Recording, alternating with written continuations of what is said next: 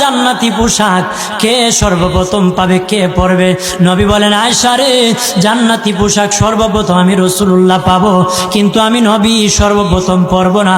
সর্বপ্রথম ইব্রাহিম খলিলুল্লাহকে জান্নাতি পোশাক পরানো হবে। কেন জানুনি?